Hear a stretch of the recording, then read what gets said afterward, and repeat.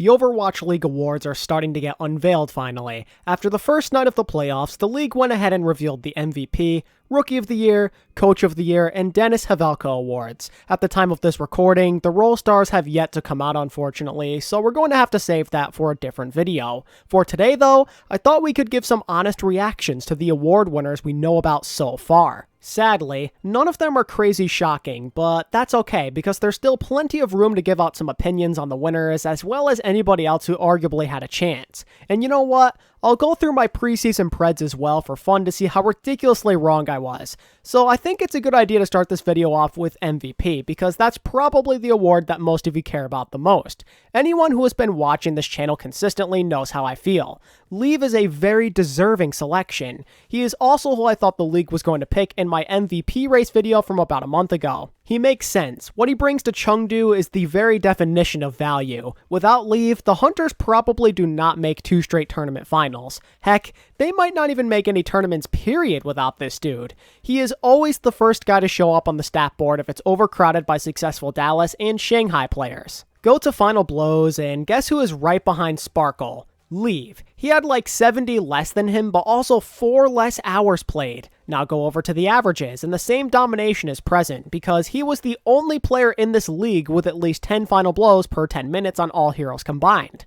Not to mention that his averages on individual characters are almost always at the top. A legitimate argument can be made that this dude was the best Echo and Tracer player in the league, and even if he's not in your eyes, just the fact that he can be in the conversation on multiple characters goes to show you how flexible he is. When you think of flex DPS, Leave is one of the guys who immediately comes to mind. Sure, the Hunters didn't win any tournaments per se, but it's the story on how they got there which is really important. It's the story of Chengdu playing a lot better than ever before in their franchise's history, and Leave finally becoming the player that a lot of people saw him being one day. Leave's value comes from all of the deadlifts. He kept his team in more games than arguably any other individual in the league. That dude has a broken back at this point. A lot of Chengdu's success and win potential is always going to rest on his shoulders.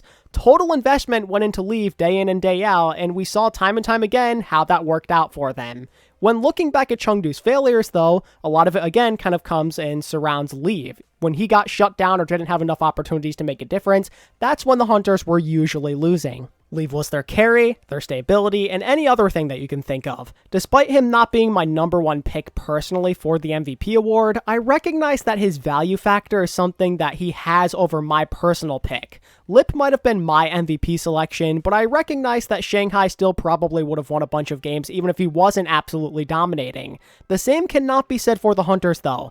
Leave winning the Most Valuable Player award is deserved. However, I still do stand by Lip being the MVP of the league, for me at least. I thought he had more hard carry moments than people gave him credit for, and he was at the forefront of a team who accomplished more during the regular season than anybody else. On top of that, his stats are just as ludicrous as Leave's. He got top stats across the board, basically. He's a top performer on Tracer, Sombra, Ashe, McCree, and Soldier 76, just to name a few examples. Lip is just an absolute god gamer. When the Dragons were at their best in the June Joust and the Summer Showdown, he was one of the guys always putting the team on his back. Heck, even in the May Melee, he was doing everything in his power to keep his team in the matches. So many moments involving Shanghai either winning a big game or at least keeping it close have him making the memorable plays. I think it's a bit hard to appreciate what Lip brought to the table though, due to the Dragons being such a great overall team with other MVP selections they could have made. But I digress. Regardless of my feelings, Leave won it, and ultimately, I'm okay with that. It's like when Fleta won last year.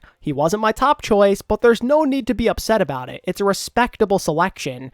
Leave this year was my second choice. He had a tremendous campaign. I think the back half of the year in particular was historically great from him. While I'm on the topic of this MVP thing, something else that was really cool about this year's selection process is how transparent the league was about it. Some really cool information about the process ended up getting revealed in an article, which I will link in the description. For us fans, it turns out that Leave received a ton of votes. I mean, it's probably not a surprise, but supposedly, he got 36.4% of the fan votes.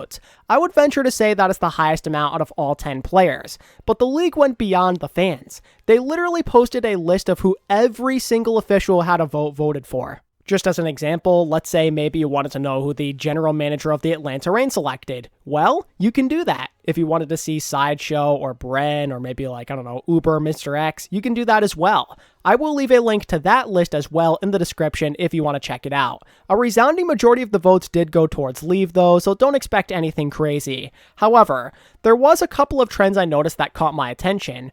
One was most of the broadcast talent, journalists, and other social media people voted for Leave. I suppose that makes sense given that they're more in like the fan perspective. But then most of the GMs picked somebody else that wasn't named Leave. I wonder why the GMs favored the other guys more. I would love to pick their brains about something like that. Another interesting trend I noticed though was how Prophet was the only guy on the list to not get a single vote from the officials.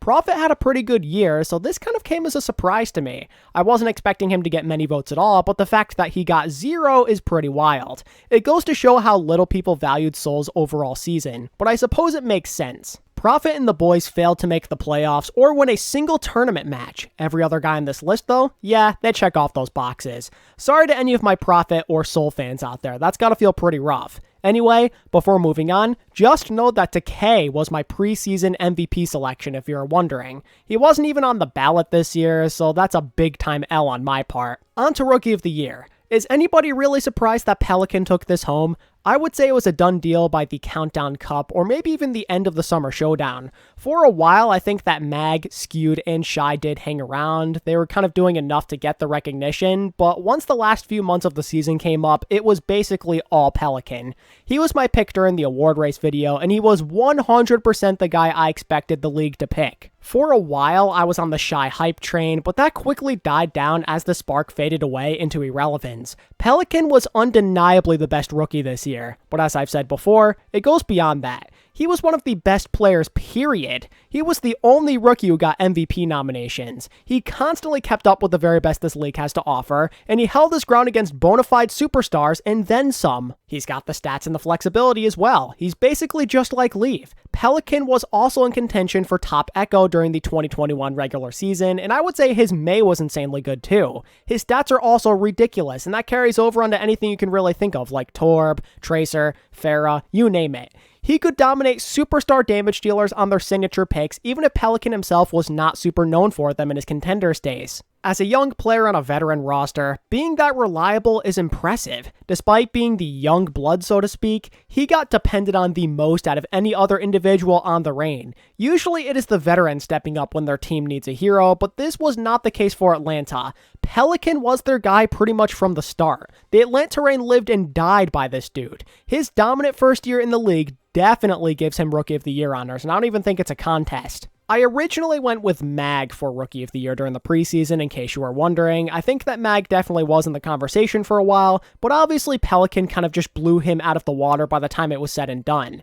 As much potential as Mag has, he wasn't always as reliable for his team, nor was his team anywhere near as successful. It's really no contest, you know? Not a horrible preseason guess, I would say. I could have done worse, but it's crazy to think how much of a gap there was by the Countdown Cup. How about Coach of the Year now? Rush, I think, is pretty hard to go against here. The way Dallas played this year was insane, and while they proved that not having a true dedicated hit scan wasn't a huge deal, it kind of was during the preseason, I would say. I myself had great concerns that the moment Exy retired was going to be the Dallas Fuel's downfall, at least for a little bit.